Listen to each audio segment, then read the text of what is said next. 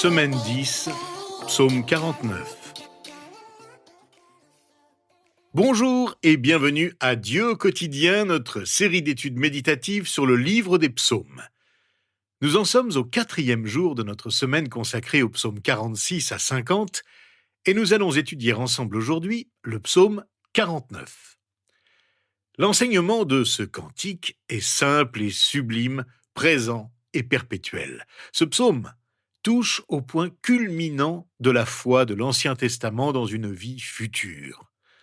D'autres psaumes louent et prient Dieu. Ce psaume enseigne la sagesse et transmet la compréhension. Il met l'accent sur la folie de se fier à la richesse ou d'envier les autres simplement pour leur richesse. Il place la prospérité présente de ceux qui ne connaissent pas Dieu dans une perspective éternelle. Le psalmiste commence par nous faire savoir qu'il va nous enseigner quelque chose d'important. Il nous maintient en haleine en nous faisant comprendre l'importance de son chant. Écoutons les versets 2 à 5. Écoutez ceci, vous, tous les peuples. Prêtez l'oreille, vous, tous les habitants du monde, petits et grands, riches et pauvres. Ma bouche va faire entendre des paroles sages, et mon cœur a des pensées pleines de bon sens. J'écoute les proverbes, j'explique mon énigme au son de la harpe. Le psalmiste s'adresse à tous, aux personnes importantes comme celles qui sont insignifiantes dans la société, aux riches comme aux pauvres. Nous allons voir qu'il espère guider ceux qui sont troublés par la richesse des méchants. Il existe 4 sortes de richesses. Celle de ce que l'on possède, celle de ce que l'on fait, celle de ce que l'on sait et celle de ce que l'on est, la richesse du caractère.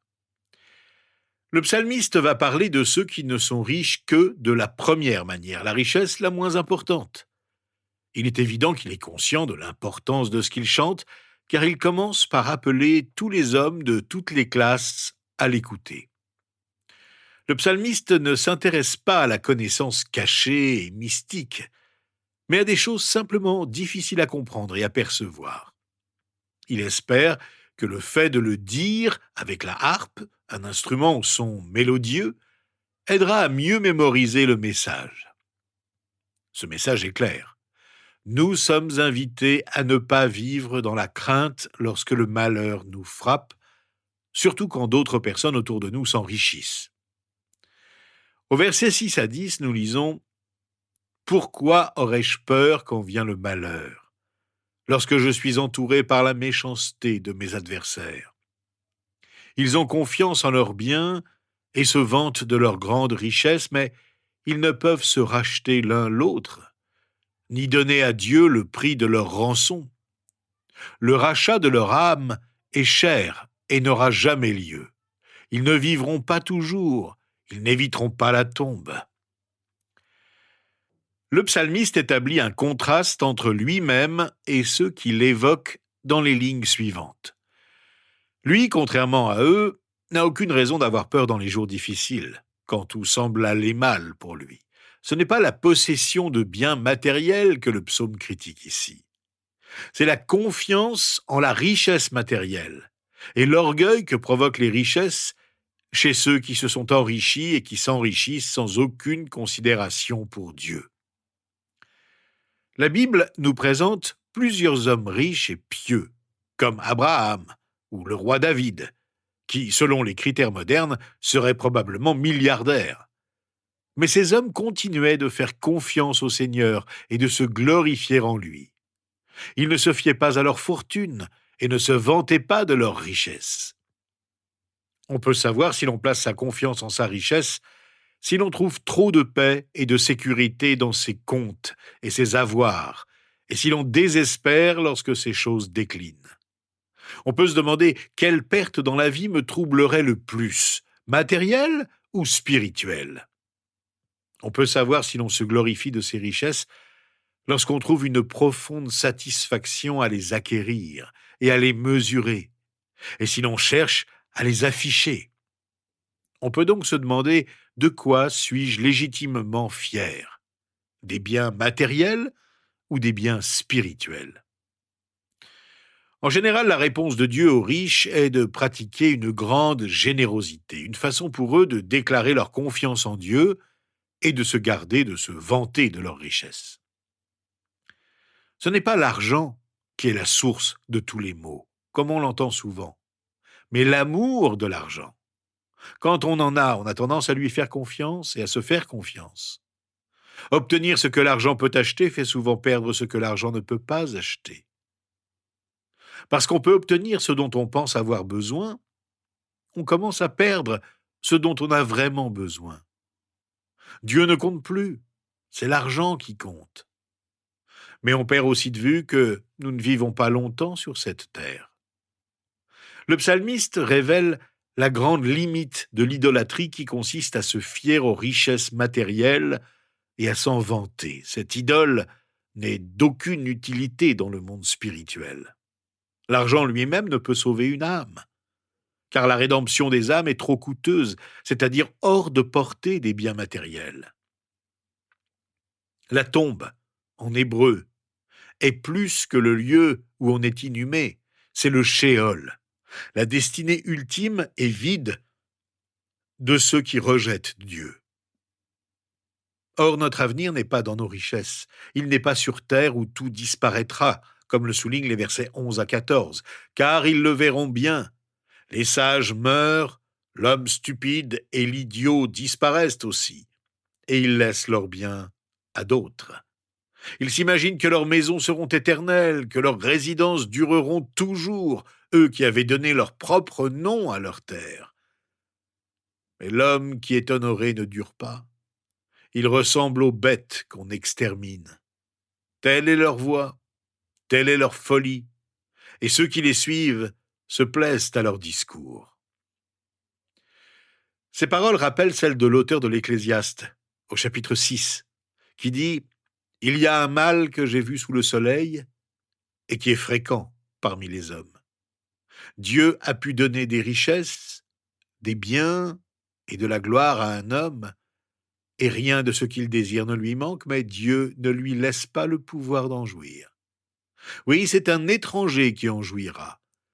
C'est de la fumée, et c'est un mal douloureux. » Quelqu'un a dit « L'argent est le roi de ce monde, mais non de l'autre. » Nous ne pouvons pas emporter nos richesses matérielles avec nous dans l'au-delà, mais nous pouvons réellement les transmettre. Jésus a parlé d'utiliser nos ressources matérielles actuelles pour ramasser des trésors au ciel. Dans un passage saisissant de l'Évangile selon Marc, au chapitre 10, Jésus parle à un homme sincère qui voulait hériter de la vie éternelle. « Il te manque une chose. Va vendre tout ce que tu as. Donne-le aux pauvres, et tu auras un trésor dans le ciel. Puis viens, charge-toi de la croix et suis-moi. » Mais l'homme s'assombrit à cette parole et s'en alla tout triste, car il avait de grands biens. Regardant autour de lui, Jésus dit à ses disciples qu'il est difficile à ceux qui ont des richesses d'entrer dans le royaume de Dieu. Nos richesses matérielles peuvent nous faire du bien dans le monde à venir, mais cela passe par une générosité orientée vers le royaume, plutôt que par l'accumulation. Assoiffés d'une sorte d'immortalité, ceux qui se fient aux richesses croient que leurs domaines dureront éternellement, au-delà de leur propre vie, et se transmettront de génération en génération. Ils se commémorent en donnant à leurs biens leur propre nom. Mais nous devons nous rappeler que notre héritage véritable est éternel. Il n'est pas sur cette terre. Cette terre va périr, elle ne durera pas. Mais tout ce que nous transmettons, que ce soit par l'utilisation de nos richesses pour atteindre d'autres à Christ, ou pour servir les autres au nom de Jésus, durera éternellement. Sur cette terre, la seule chose qui reste avec nous est notre tombe. N'oublions donc jamais que notre héritage est au ciel. Même si quelqu'un jouit d'un certain honneur grâce à ses biens, sa descendance ou ses monuments commémoratifs, il meurt néanmoins, tout comme un animal. Le psalmiste souligne que la voie qui privilégie le matériel au spirituel et qui ne se prépare pas au monde à venir est insensée et sera révélée comme telle. Il existe une deuxième voie insensée: devenir un descendant de celui qui se confiait et se vantait de ses richesses et approuvait sa vision du monde. Cela aussi est insensé et sera révélé comme tel. Et ceux qui adhèrent à leurs paroles, profitant souvent de leur pouvoir et de leur prestige, mourront aussi et ne seront plus. Le psalmiste déclare en effet au verset 15 et 16 « Comme un troupeau, ils sont poussés dans le séjour des morts. La mort est leur berger. Le matin, les hommes droits les foulent aux pieds. Leur beauté s'évanouit, le séjour des morts est leur demeure. Mais Dieu rachètera mon âme du séjour des morts. Oui, il me prendra. » Quel tableau effroyable! Les hommes sont enterrés tout comme un animal et la mort consume leur corps physique. Leur beauté sera consumée dans la tombe. L'idée est que les justes, ceux qui ne se fient pas aux richesses et ne s'en vantent pas, possèdent une beauté au-delà du matériel et donc au-delà de la mort.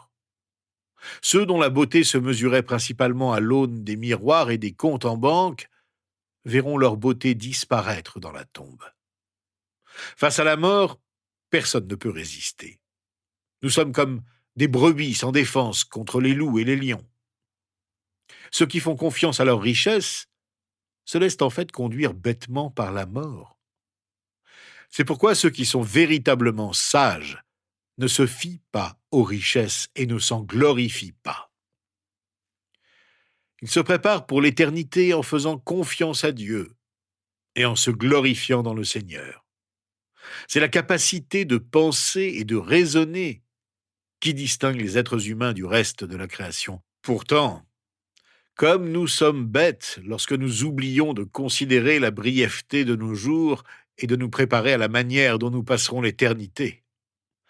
Le psalmiste est convaincu d'être parmi les hommes droits et non parmi ceux qui se fient follement à leurs richesses et s'enorgueillissent. Celui qui se fie à ses richesses et s'enorgueillit n'a aucun pouvoir de racheter une âme.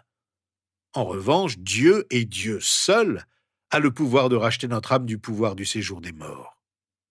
Le prophète Osée l'a annoncé d'une manière tout aussi stupéfiante au chapitre 13 de son livre. « Je les libérerai du pouvoir du séjour des morts, je les rachèterai de la mort. Mort, où est ton fléau? Séjour des morts, où est ton pouvoir de destruction ?» La puissance du tombeau est terrifiante. Chaque cimetière témoigne du pouvoir de la mort sur l'humanité. Pourtant, Dieu est plus grand que le pouvoir du tombeau.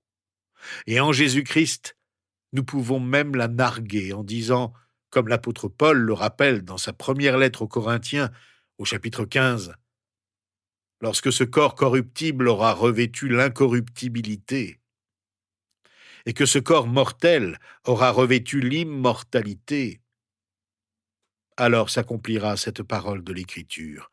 La mort a été engloutie dans la victoire. Mort, où est ton aiguillon? Enfer, où est ta victoire?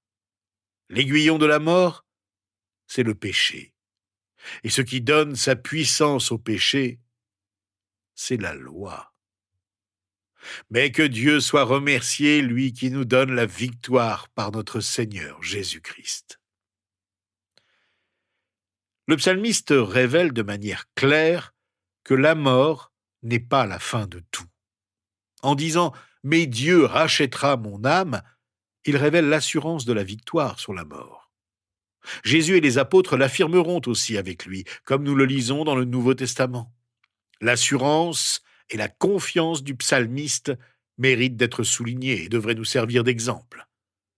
L'auteur de notre psaume est convaincu que Dieu accueillera celui qui se confie en lui et se glorifie en lui. Voilà pourquoi, voyez-vous, après avoir bien réfléchi, il peut terminer son cantique en nous donnant un précieux conseil.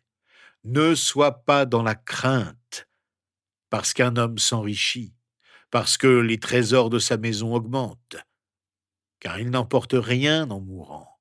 ses trésors ne le suivront pas. Il aura beau s'estimer heureux pendant sa vie, on aura beau le louer pour le bonheur qu'il se donne, il rejoindra pourtant la génération de ses ancêtres qui ne reverront jamais la lumière. L'homme qui est honoré mais qui n'a pas d'intelligence ressemble aux bêtes qu'on extermine. Cela peut paraître étrange. La plupart d'entre nous ne craignons pas consciemment la prospérité des autres ou l'accroissement de la gloire de leur maison. Pourtant, ces craintes peuvent se manifester de manière subtile. En fait, lorsque nous voyons les autres réussir matériellement, alors que ce n'est pas notre cas, nous pouvons en être alarmés et redouter qu'il nous manque quelque chose de vital. Les autres vont apprécier les riches, mais nous ne sommes rien à leurs yeux. Nous vivons dans la crainte de tout rater et nous risquons d'envier ceux qui ont le plus que nous. Mais le psalmiste nous assure que nos craintes sont infondées. L'insensé qui a mis sa confiance dans ses richesses et s'en est vanté ne peut rien emporter avec lui dans l'au-delà. Sa gloire ne descendra pas après lui. Toute la gloire qu'il méritera, il l'aura eue dans cette vie. Pour ceux qui sont droits, c'est le contraire. Leur gloire montera après eux et ils seront, d'une certaine manière, portés à la gloire. Ils obtiendront même la gloire de Dieu dans le monde à venir, comme le proclament Jésus et les apôtres. Pour ceux qui ont confiance dans leurs richesses et s'en sont vantés, ce monde est le meilleur qu'ils puissent jamais connaître. Pour ceux qui comptent sur Dieu pour leur rédemption, ce monde est le pire qu'ils puissent jamais connaître. Certes, ceux qui se fient à leurs richesses et s'en vantent sont souvent satisfaits d'eux-mêmes et ceux qui en profitent le sont aussi. Mais cela est de courte durée. Chacun d'eux mourra. Le psalmiste n'avait qu'une vague compréhension du châtiment du monde à venir, mais il savait qu'il s'agissait en quelque sorte d'un lieu de ténèbres. Ce lieu est réservé à ceux qui sont honorés, mais ne comprennent pas ce qui va leur arriver. Notre psaume se termine en répétant l'avertissement donné plus haut. C'est un grave avertissement pour ceux qui sont honorés en ce monde, mais dépourvus de compréhension. Leur honneur ici-bas ne les préservera pas dans l'au-delà. Tenons donc compte de cet avertissement solennel et prions ensemble à la fin de notre réflexion sur la richesse. Seigneur, notre Dieu et notre Père, toi dont les richesses sont innombrables, toi qui as créé la richesse et tout ce qu'elle peut offrir, nous voulons te louer et te remercier pour tout ce dont nous pouvons jouir aujourd'hui, que ce soit peu ou que ce soit beaucoup. Donne-nous la sagesse de savoir apprécier ce que nous avons et de ne pas envier ceux qui ont plus que nous ou de nous en alarmer. Toi qui es notre berger, tu nous as promis que nous ne manquerons de rien. Et nous te faisons confiance, tu es notre sécurité. Si nous avons beaucoup, aide-nous à apprécier ce dont nous jouissons et à être généreux. Nous ne voulons pas nous enorgueillir, mais te rester fidèles et reconnaissants. Et si nous avons peu, permets que nous ne soyons jamais envieux. Seigneur, que la prière du sage dans le livre des Proverbes soit aussi la nôtre, comme Jésus nous l'a aussi enseigné. Ne me donne ni pauvreté, ni richesse, mais accorde-moi le pain qui m'est nécessaire. Sinon, je risquerais, une fois rassasié, de te renier et de dire « Qui est l'Éternel ?» ou après avoir tout perdu, de voler et de m'en prendre au nom de mon Dieu.